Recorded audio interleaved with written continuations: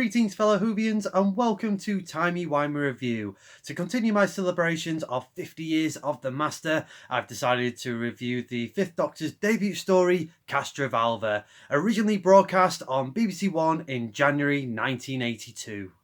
Just in case you don't know the plot, the Doctor's regeneration is failing. Having narrowly avoided being part of the Big Bang, Nyssa and Tegan land the TARDIS to Castrovalva, which is renowned for its healing properties to help with the Doctor's regeneration. However, could they be walking into a trap? As the Master is in search of the newly regenerated Doctor, he is also in connection to the disappearance of the Doctor's third companion, Adric. I know this was introduced in the previous season, but I really like the Doctor Who theme and intro from the 80s. It's just my favourite. Really enjoy that. And I also like the incidental scoring for Castrovalva. Really like the Castrovalva theme. It's just quite a memorable soundtrack, really. I also like that it had a bit, even though it's total 80s, it had a bit of a 70s vibe into it, especially when Tegan was driving the ambulance and was making their getaway into the TARDIS. Really like that little 70s funk going into the theming. Let's talk about Peter Davison's interpretation of the Doctor. I do have a soft spot for the Fifth Doctor, really. I really admire and enjoy Peter Davison's performance, and it shows quite well here in his debut story. I like that he brought other elements of the past Doctor regenerations in the, I think it was in the part one of this four-part adventure, doing impressions of the first, second, third and fourth Doctor to a certain extent.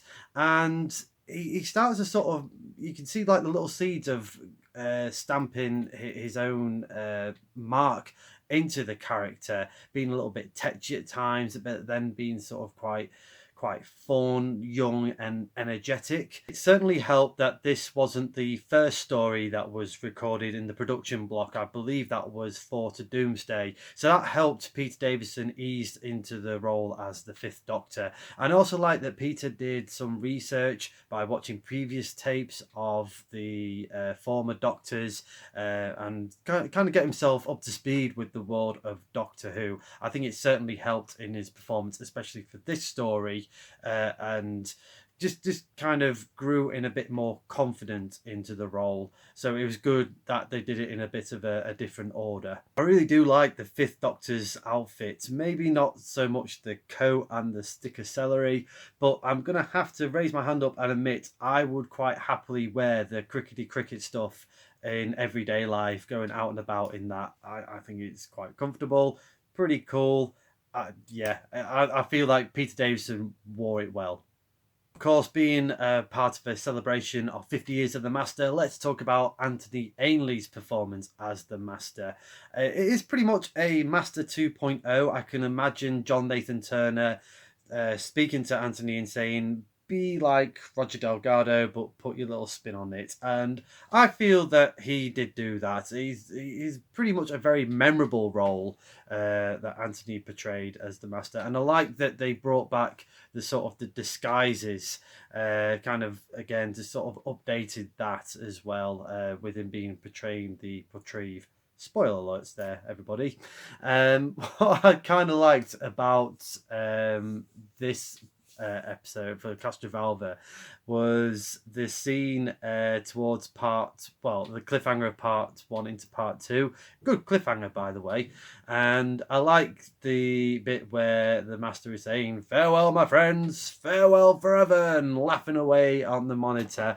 And I think in real time that'll be a good sort of 30 seconds to a minute, because Nyssa says there's only one thing I can do is turn the monitor off, and you still see the Master laughing away. So I can just imagine the scene playing in real life, that all it'll be is just the Master going ha ha ha ha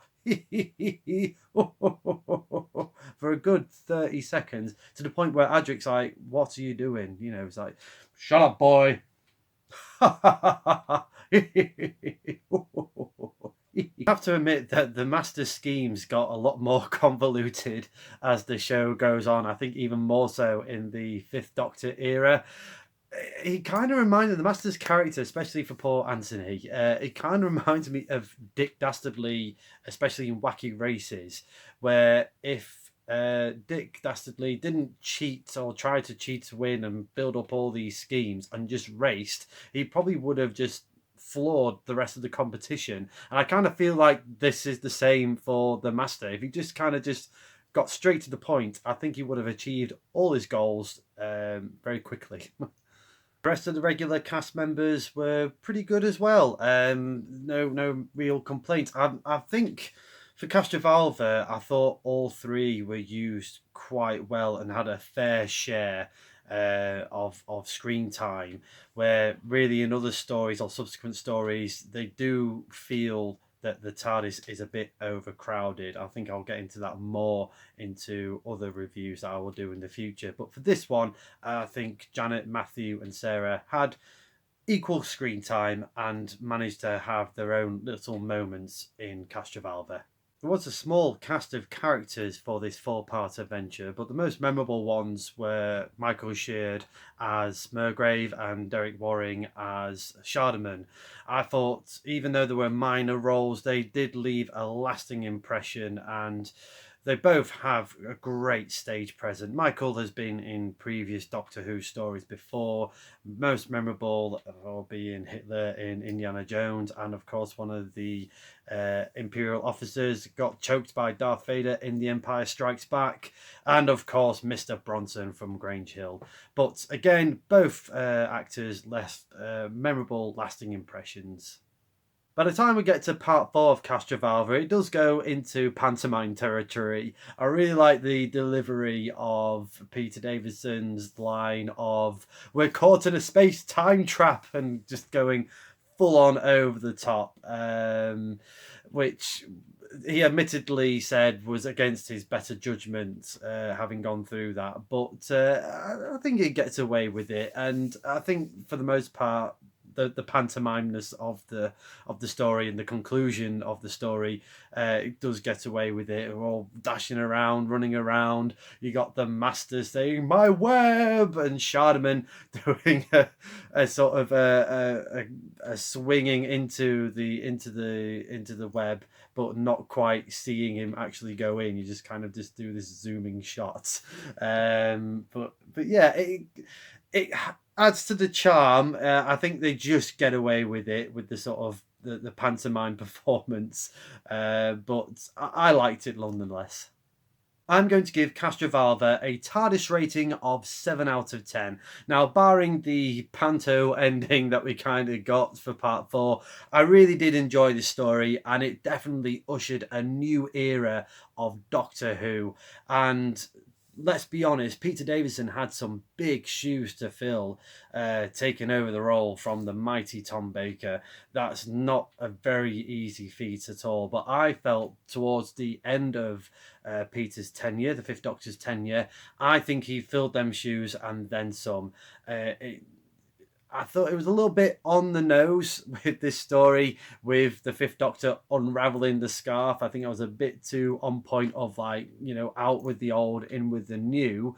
But yeah, it's not an easy role to do. Doctor Who is definitely not an easy role to play anyway, but to take over from Tom Baker, no one really could have done it, and I think Peter did an excellent job with that. And fair play to John Nathan Turner. It was a gamble, but it was a gamble that definitely paid off.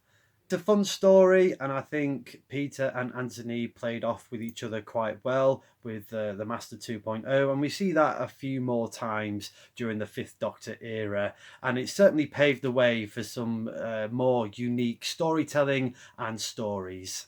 Let me know in the comments below your thoughts on Castrovalva. Did you enjoy it for a debut story for the Doctor?